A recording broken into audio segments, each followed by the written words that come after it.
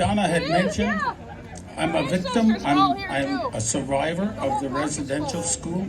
I was at the Brantford Residential School in 1970 when they closed it down. That was one of the happiest days of my life. I realized that I didn't have to go back there the following year. And I thank the Creator every day that I come home alive, because a lot of children didn't. And I thank the Creator every day for my children and my grandchildren, because there's a lot of children who never got to experience that love that we experience from our children, that love that we experience from our grandchildren. I'm also one of those guys that started that residential lawsuit against Canada. I'm one of the four steering.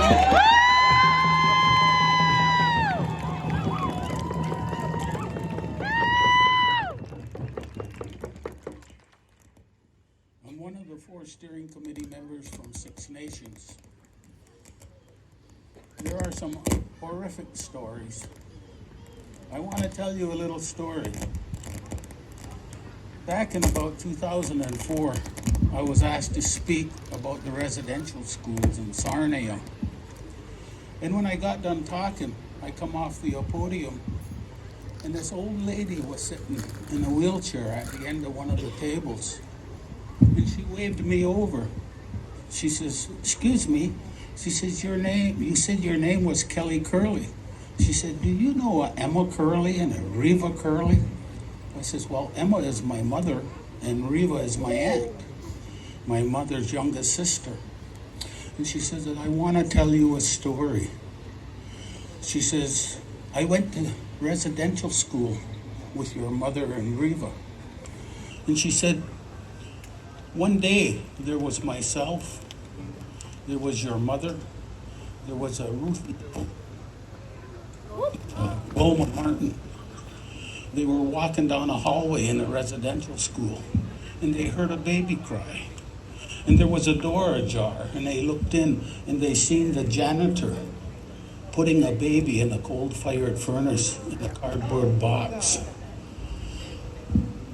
Those children that were born in the residential school, they were usually the victims, or they were usually the children created through rape.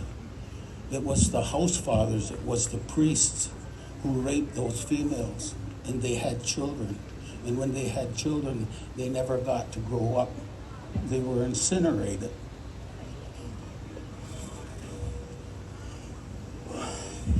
I don't want to swear right now, but what the frick? Oh my God. I just want to say, we got to cover up. We got to cover it all up with love. I have no animosity to anyone.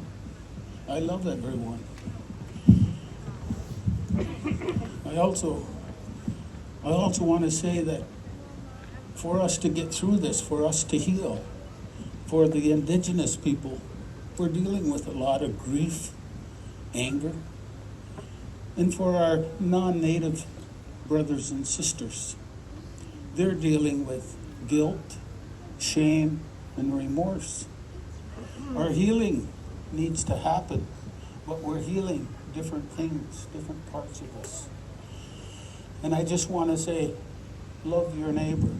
And I just want to say, if you can love your children, if you believe you love your children, if you believe you love your grandchildren, then extend that love to those children that are not even yours.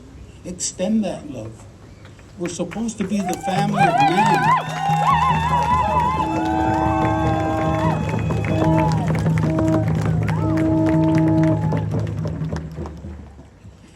We're supposed to be the family of man. And I've studied a lot of religions that started at the residential school. But I studied a lot of religions. I understand spirituality. I've looked at a lot of different spiritual teachings. And in all of them, the number one teaching is love. Where did we get away from that? Where did we get away from that? Love. Love. Love. That's all I can say. I love everyone who showed up. You show me your heart. You show me your kindness just by being here.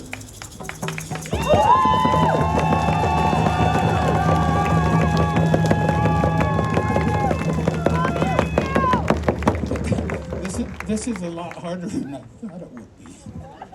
I know that feeling. Anyway, I love you all. Ken. And I just love you all. Thank you for being here.